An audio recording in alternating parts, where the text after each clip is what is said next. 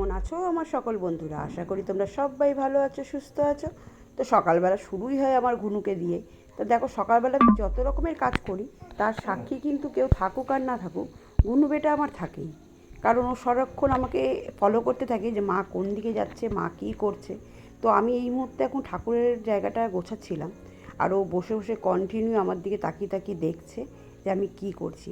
কিন্তু দেখার কারণটা হচ্ছে অন্য কিছু। কিন্তু সেটা কি বলি তাহলে একটু শোনো। কথাটা হচ্ছে যে আমার পাশে রাখা রয়েছে নকুলদানার ডাব্বাটা।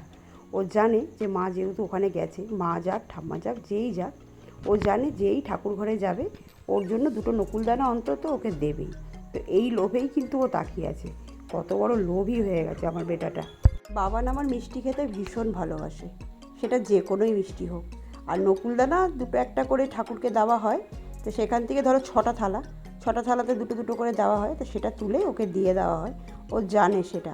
তো প্রত্যেক দিন যেহেতু ঠাকমা দেয়, তো ওই জন্য আমি ঠাকুর গোছাতে আসলেই ও ভাবে কি মাও দেবে।